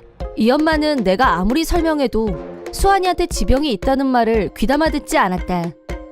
은둔형 외톨이로 지내는 것에 대해 핑계거리를 만든 것쯤으로 치부하는 것 같았다. 어느 날 나는 아들아이에게 이렇게 말했다. 슬슬 밖에 나가서 바람 좀 쐬는 거 어때? 하루 종일 집에만 있으면 몸도 마음도 점점 약해지잖아. 아들아이는 갈등하는 것 같더니 고개를 끄덕였다. 나가서 좀 걷다 올게. 집에서 나갈 때 아들아이는 챙이 깊은 모자를 깊숙이 눌렀었다. 그 슈퍼집 엄마처럼 아무 말이나 막 하는 동네 사람들도 있으니까. 마스크를 쓰고 고개를 숙인 채 천천히 걸어나가는 뒷모습을 바라봤다. 그런데 얼마 안 돼서 바로 들어왔는데 왜 벌써 왔어? 내가 의아해하며 묻자 아들아이는 화가 나서 이렇게 말했다. 슈퍼 아줌마가 자꾸 이것저것 꼬치꼬치 캐물어서 지병이 있다고 했더니 모자가 똑같이 거짓말한다면서 한심하다잖아. 기분 나쁘게. 아들아이는 나름 열심히 설명했지만 슈퍼집 엄마는 역시나 사람 말을 듣지 않았다. 그 일이 스트레스가 됐는지 아들아이는 상태가 안 좋아졌고 입원까지 하게 됐다. 그런 와중에 슈퍼집 엄마한테서 연락이 왔는데 그 집 아들이 우리 슈퍼에서 물건을 훔쳤어. 나 경찰에 신고할 거야. 뭐라고요? 우리 아들은 지금 입원해 있어요. 병원이라고요. 지금 오리발 내미는 거야? 자기 분리할 때마다 우리 아들은 몸이 약해요 어쩌고 하는 거 너무 속 보이지 않니? 그딴 거짓말에 속을 사람이 있을 것 같아? 됐고 아직 중학생 어린애니까 내가 이번 한 번은 인심 쓰는 셈 치고 봐줄게. 그런데 다음번엔 바로 신고할 거야. 무슨 대단한 관용이라도 베푸는 것처럼 잘난 척하며 말했다. 아들아이가 입원했다는 말도 전혀 믿으려고 하지 않았다. 전화를 끊은 후 나는 혼자 곰곰이 생각했다. 절도범이 우리 아들이 아닌 건 분명한데 혹시 뭔가 다른 꿍꿍이가 있는 건 아닐까? 다음 날 길에서 우연히 슈퍼집 엄마를 만났는데 다시 한번 확실하게 아니라고 말해줬다. 우리 아들은 물건 훔치지 않았어요. 아니긴 뭐가 아니란 거야. 내가 내 눈으로 똑바로 봤는데. 뭘 똑바로 봤는데요? 자기 아들이 우리 슈퍼에서 물건 훔치는 거. 어제도 말했지만 우리 아들 지금 입원 중이에요. 거짓말 해봐야 다 들통나게 돼 있어. 모자랑 마스크 쓴 게 똑같았는데 뭔 소리야? 내가 그것만 갖고 이러는 건 아니야. 고개 푹 수그리고 걸어다니는 애가 이 동네에 자기 아들 말고 또 누가 있어? 그럼 모자에 마스크 게다가 고개를 푹 수그리고 있었다면 얼굴은 전혀 못 봤단 얘기네요? 그래서 그 소매치기범은 잡았어요? 잡으려고 했는데 어찌나 도망을 빨리 치는지 놓쳤어. 그래 봤자지. 그놈 이름이 뭔지 어디 사는지 다 아는데 뭐가 문제야? 라고 하면서 나를 노려보는데 불쾌하고 화가 치밀었다. 며칠 후 슈퍼집 엄마가 수환이란 놈이 우리 슈퍼에서 도둑질을 했어 라고 침을 튀기며 사람들에게 가짜뉴스를 퍼뜨리고 있는 걸 목격했다. 그러니까 내가 뭐래? 삐딱하게 구는 애들은 하나부터 열까지 문제가 있다고 했지? 며칠 전에 우리 슈퍼에 왔을 때도 얼굴색 하나 안 바꾸고 거짓말을 하더라니까. 지병이 있다나 뭐라나 완전 그 엄마의 그 아들이야. 내가 다가가자 옆에 있던 엄마들은 삽시간에 뿔뿔이 흩어졌다. 슈퍼집 엄마는 아무렇지도 않은 얼굴로 다시 나한테 말을 걸어왔다. 수환이 엄마 운동 나왔어? 한가하게 운동 다닐 시간이 있으면 수환이 데리고 심리치료라도 다니는 게 어때? 걔 그냥 그렇게 놔둘 거야? 우리 아들 병은 신체적인 겁니다. 또 그 소리야? 한 번만 더 들으면 100번이야. 거짓말이 아주 입에 뱉네. 자기가 거짓말한 거 들통날까봐 아들한테도 똑같이 거짓말이나 시키고 그게 부모가 할 짓이야? 저도 우리 아들도 거짓말한 적 없어요. 나는 아니라고 말했지만 슈퍼집 엄마는 듣다 말고 가버렸다. 나는 슈퍼집 엄마, 남편한테 이 문제에 대해 얘기했다. 슈퍼집 엄마가 있으면 방해가 될 것 같아서 일부러 없는 시간대에 찾아갔다. 그래서 말인데요. 감시 카메라를 설치해 줄 수는 없을까요? 부인 모르게. 사실 시골 동네에 손님들도 다 아는 사람들 뿐이어서 슈퍼에 감시 카메라 같은 건 없었다. 그러다 보니 슈퍼집 엄마의 목격 증언이 증거의 전부였다. 남편은 그렇지 않아도 감시 카메라를 설치하는 것에 대해서 검토 중이었다고 말했다. 우리 집사람한테는 비밀로 하고 설치할게요. 라고 약속했다. 아들아이는 지난번에 슈퍼에서 안 좋은 소리를 들은 후 더 집 밖으로 안 나가려고 했다. 여러 가지가 안 좋은 원인으로 작용했는지 또 상태가 안 좋아져서 재입원을 하게 됐다. 아들아이 병원에 가려고 집에서 나왔는데 핸드폰이 울렸다. 슈퍼집 엄마 전화였다. 나 이제 진짜 못 참아. 2번째야. 경찰 부를 거니까 그렇게 알아. 밑도 끝도 없이 그게 무슨 소리예요? 내용은 짐작이 같지만 이유를 물었다. 시침이 떼긴? 자기 아들이 또 도둑질을 했다고. 우리 아들은 지금 입원 중이에요. 병원에 있는 애가 도둑질이라뇨. 그딴 거짓말 나한테는 안 통해. 내가 이 2 눈으로 똑바로 봤다고. 수환이 집에 있는 거 맞지? 아님 지금부터 병원에 집어넣을 건가? 그래봤자 부처님 손바닥 아니야. 상습절도에 은둔형 외톨이에 문제야 진짜. 화가 치밀어 올랐지만 아들아이가 입원 중이라 다행이다 싶었다. 아들아이는 알리바이가 충분했다. 그래서 이번에는 도둑 잡았어요? 나처럼 연약한 여자가 죽기 살기로 도망치는 젊은 놈을 어떻게 잡아? 은둔형 외톨이인 애가 상습 절도범이다. 은둔형 외톨이인데 민첩하다. 어딘가 모순됐다는 생각 안 들어요? 감시 카메라가 설치되어 있다는 사실을 알고 있었기 때문에 나는 여유 있게 맞섰다. 시끄럽고 당장 수환이 데리고 우리 슈퍼로 와. 지금 안 데리고 오면 호미로 막을 거 가래로 막게 될 줄 알아? 내가 이참에 자기 아들 인생 아예 종지부를 찍게 해줄 수도 있다는 거 명심해. 내가 슈퍼에 도착하자 이미 사람들이 빽빽하게 몰려 있었다. 슈퍼집 엄마는 우리 아들이 상습 절도범이고 잽싸게 도망쳤다면서 가짜뉴스를 무차별하게 퍼뜨리고 있었다. 그러다 나를 보더니 기분 나쁘게 웃으며 말했다. 수환이 엄마 왔네? 수환이는 입원 중이라 나 혼자 왔어요. 그럴 줄 알았어. 저놈의 거짓말 진짜. 그래도 내가 자기 심정이 아주 이해가 안 되는 건 아니야. 엄마로서 아들을 보호하고 싶겠지. 그래서 내가 특별히 합의해 주려고. 지인이고 하니까 싸게 100만 원. 그럼 내가 수환이 빨간 줄 안 긋게 해줄게. 경찰서에 가고 싶지 않으면 돈을 내놔라. 이런 건가요? 내가 언제 그렇게 말했어? 난 어디까지나 자기 입장을 고려해서 선처를 베풀겠다고 한 거지. 그럴 필요 없어요. 그래 그럼 일단 돈부터. 응? 방금 뭐랬어? 경찰 부르자고요. 나는 슈퍼집 엄마가 대답도 하기 전에 경찰서로 전화를 걸었다. 아들아이가 범인이 아니란 건 즉시 증명됐다. 아들아이는 병원에 있었으니까. 놀라운 건 슈퍼에 설치한 감시 카메라에 절도범 같은 건 없었다는 거다. 그러자 일부 엄마들 사이에서 새로운 증언이 확보됐다. 그 증거들을 종합적으로 분석해서 나온 진실은 놀랍네. 그러니까 슈퍼 엄마는 가짜 절도범을 만들어서 합의금을 받아내는 수법으로 용돈을 벌고 있었단 거네요. 자식 앞길 망치고 싶지 않으면 돈을 가져와라. 그렇게. 나 사기친 거 아니야. 그냥 말이 좀 잘못 나간 거지. 결국 슈퍼집 엄마는 경찰한테 연행돼 갔다. 그 일이 있은 후 슈퍼집 엄마는 이혼당했다고 한다. 사기치고 뜯어냈던 돈도 다 토해낸 건 물론이었다. 지금은 다른 지역에 있는 대형 슈퍼에서 알바를 하고 있다고 한다. 최근 아들아이는 병세가 많이 호전됐고 학교에도 다시 갈 수 있게 됐다. 이젠 모든 게 다 좋아질 거라고 믿는다. 이번 영상은 어떠셨나요? 재밌게 보셨다면 구독, 좋아요에 댓글까지 달아주시면 감사하겠습니다. 그럼 다음 영상에서 만나요.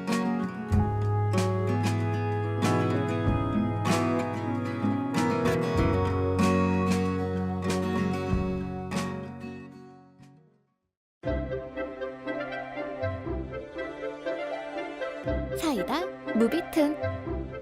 나는 모 회사에 다니는 직장인이다. 전문대 시절에 처음으로 해외 연수를 갈 기회가 있었다. 그때 큰맘 먹 40만 원짜리 명품 지갑을 하나 샀고 그 이후로 소중하게 지금까지 쓰고 있다.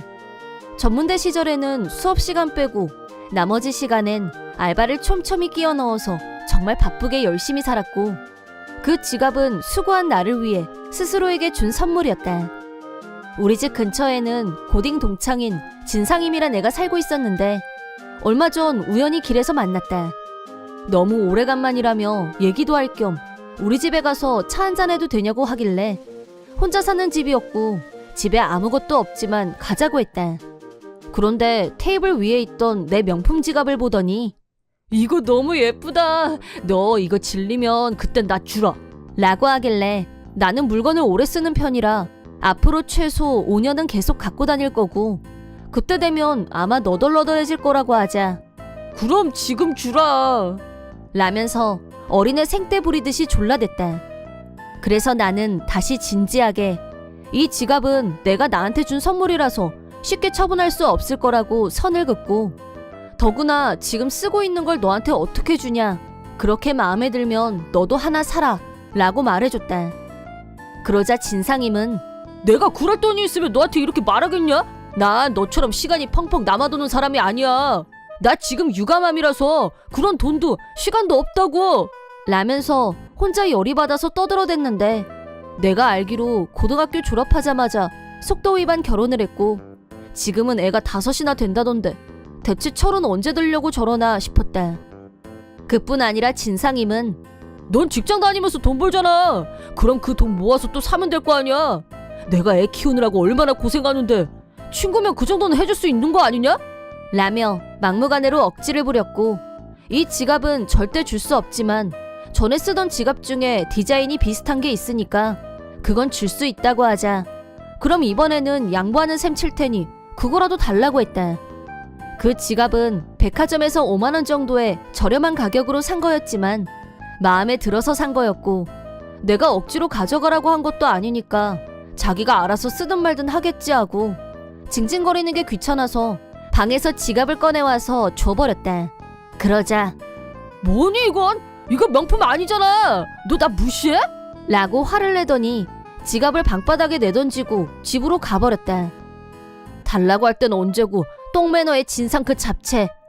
나도 너무 기분이 나빠서 다시는 우리 집에 부르지 말아야겠다고 다짐했는데 일주일 정도 지나서 친한 친구들이 나에 대해서 이상한 소문이 돈다고 알려줬다.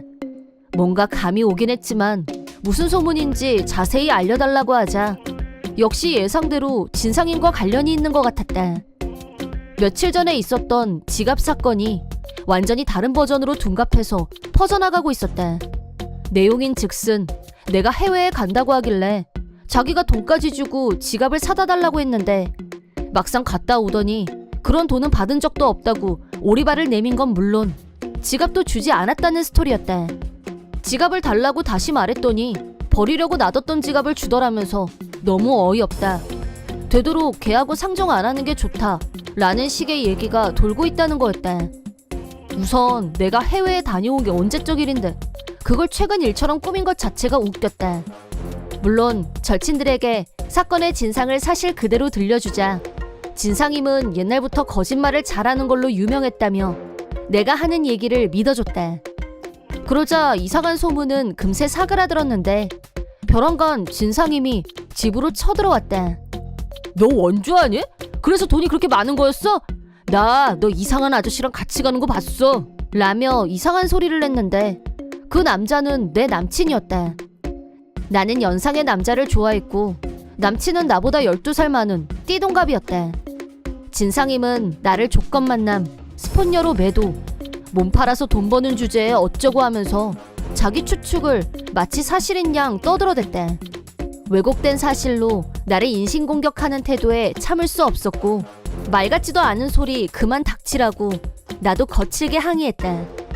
진상임은 명품 지갑을 손에 못 넣은 게 여전히 분이 안 풀렸는지 계속 깐족거리면서 비아냥거렸다. 하긴 몸판 돈으로 산 걸 텐데 아무리 명품 지갑이면 뭐해. 이제 더러워서 거저줘도 싫다. 근데 너 참 용감하다. 그 얼굴로 어떻게 몸 팔 생각을 했을까? 뻔뻔한데 성격도 나쁘잖아 너. 얼마 안 가서 애들이 너 다 손절할걸? 내 말은 듣지도 않고 막말을 늘어놓는 꼬락서니에 화가 나서 진상임 친정으로 가기로 했다. 집도 알고 있겠다. 진상임 엄마한테 이 일에 대해 자세히 말씀드리자 자기 딸이 나한테 막말했다는 것에 충격을 받은 진상임 엄마는 바로 전화기를 꺼내서 진상임을 호출했다. 그리고 나한테 힘들게 해서 미안하다면서 진심으로 사과하셨다.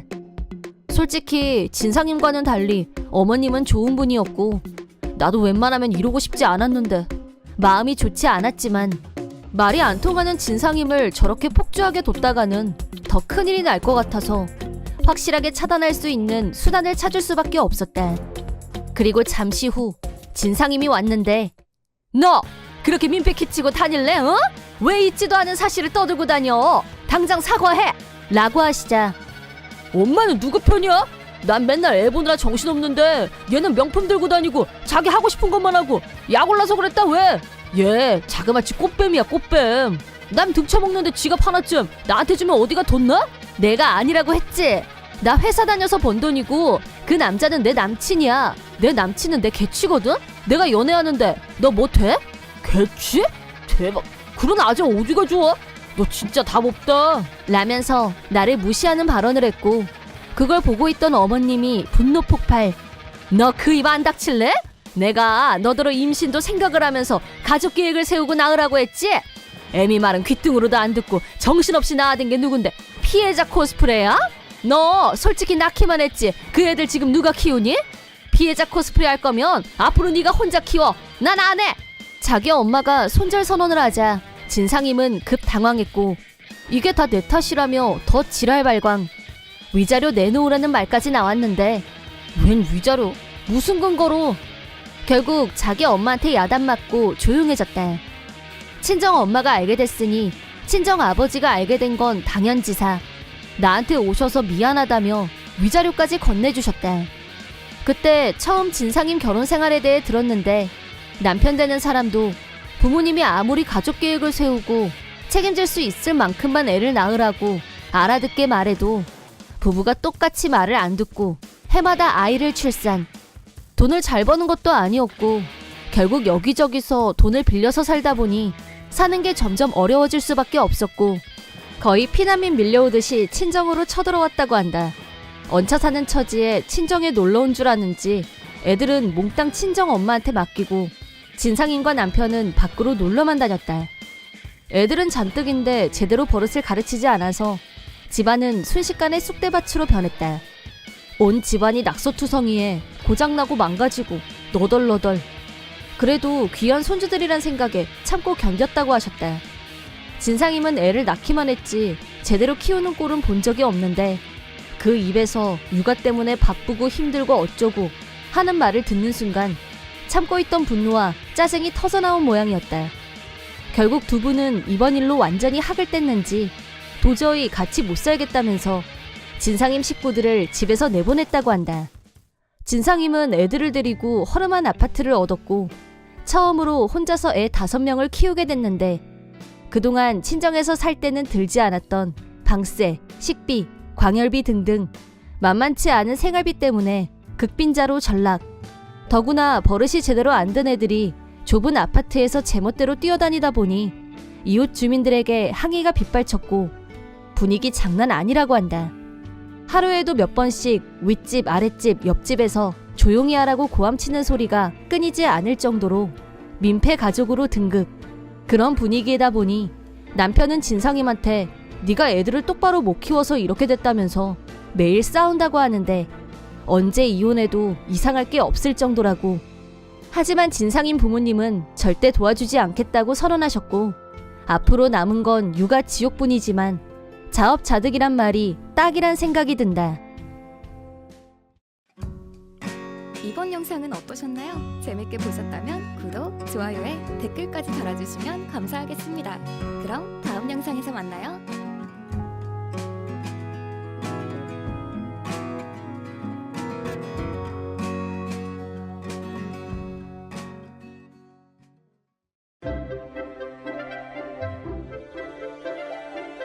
사이다 무비튼. 우리 집하고 가까운 거리에 시 아주버님 부부가 살고 있는데 형님이 불쑥불쑥 집으로 찾아오는 게 큰 고민거리였다. 형님이 우리 집에 오는 목적은 예를 들면 이런 거였다.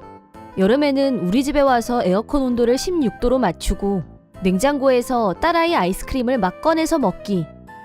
여름엔 피서, 겨울엔 추위를 피해서 우리 집을 이용했는데 난방 온도 빵빵하게 올리고 종일 누워있고 내가 외출해도 볼일 보고 와. 집은 내가 보고 있을 테니까 맘 푹 놓고 천천히 갔다 와. 라면서 집에 갈 생각을 하지 않았다. 심할 때는 연락도 없이 불쑥 집에 찾아와서는 우리 집 석유난로에 기름이 떨어졌어. 동선에 것 좀 따라가도 되지? 라면서 우리 집 난로 기름까지 퍼내가서 쓰는 형국. 서열상 나보다 위인 형님한테 오지 말라고 할 수도 없고 남편과 같이 궁리한 끝에 문단속을 철저히 한 다음에 시댁에 가서 도움을 청하기로 했다. 시어머니와 나는 평소부터 사이좋은 고부간이었고 내가 고민거리를 말씀드리자 다음날 바로 형님을 호출하셨다. 더위고 추위고 네 집 살림은 네 집에서 해결해 라고 따끔하게 야단을 치셨고 형님이 우리 집에서 기생충 짓을 했다는 걸 안 시 아주버님도 형님한테 단단히 주의를 준 덕분에 문제가 해결됐다.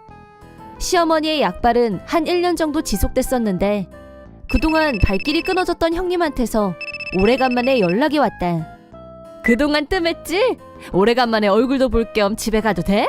라고 하길래 오늘은 시댁에 가야 한다는 말을 먼저 해놓고 그래서 시간이 별로 없다는 걸 강조한 후에 집으로 오라고 했다.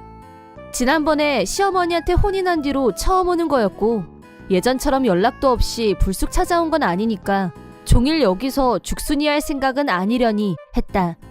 특별할 건 없는 내용의 대화를 주고받고 있다가 갑자기 형님이 딸아이가 안 입는 옷을 물려달라고 했다. 나도 형님도 딸이 하나씩 있었는데 우리 딸이 1살 위였다. 딸아이가 작아져서 안 입는 옷이 있긴 했지만 친언니 딸도 형님네 딸과 같은 나이여서 작아진 옷은 언니에게 주기로 이미 약속이 되어 있었다. 형님한테 사실대로 사정을 말했더니 친언니만 식구고 나는 아니라는 거야? 너무 차별적이지 않아? 반씩 나눠서 주면 되겠네. 나한테도 줘! 라면서 억지를 부렸다. 딱 잘라 거절하기도 뭐해서 언니한테도 사정을 설명하고 언니한테 주려고 정리해놨던 옷가지 중에서 몇 개 골라서 형님한테 나눠주기로 했는데 이거랑 저거랑 그리고 저것도 주라 라면서 꽤 비싸게 주고 산 옷이며 누구한테 선물 받은 메이커 옷만 얌체같이 싹싹 골라냈다. 그 중에는 언니도 꼭 달라고 했던 옷이 있었는데 언니한테는 다음에 다른 옷 주면 되잖아. 오늘은 내가 일부러 발품까지 팔고 왔는데 내가 가져갈게. 거의 옷을 갈취하다시피 해서 좋은 옷을 다 골라갔다. 그러고도 성에 덜 찼는지 빨래 개놓은 걸 보고 딸아이가 지금 입는 옷까지 가져가려고 달려들었다. 이것도 메이커네? 나 이것도 가져가도 되지? 이건 지금 입는 옷이에요. 아직 형님 딸한테는 커요. 좀 크면 어때? 뒀다가 내년에 입히면 되지. 동선에는 이거 없어도 옷 많잖아. 한두 장 없다고 티도 안 날 텐데 뭘 그래? 라고 억척을 떨더니 가방에서 45리터짜리 쓰레기 봉투를 꺼내더니 옷가지들을 주워 담기 무섭게 누가 뺏으러 오는 것도 아닌데 총알처럼 튀어나갔다. 좋은 건 다 가져가고 저렴한 옷들만 남은 걸 보니 속상했지만 형님하고 대화해봤자고 진드기처럼 붙어서 집에 갈 생각을 안 하면 더 큰일이라 속은 상했지만 그냥 빨리 내보내는 게 상책이었다. 다행히 언니는 메이커 옷만 따지는 사람은 아니어서 며칠 후에 남은 옷을 가져다 줬더니 고맙다며 좋아했다. 옷을 싹쓸이해 간 후 형님한테서 연락이 없었기 때문에 한시름 놓고 있었는데 동네에서 우연히 마주친 적은 몇 번 있었다. 하지만 형님 딸이 내가 준 옷을 입은 건 한 번도 본 적이 없었다. 매번 비슷한 옷들만 입고 있어서 고개를 갸우뚱했던 적이 있었다. 그런데 그 옷에 담긴 비밀을 언니를 통해서 알게 됐다. 어느 날 언니가 할 얘기가 있다며 우리 집으로 찾아왔고 차를 마시며 수다를 떨고 있었다.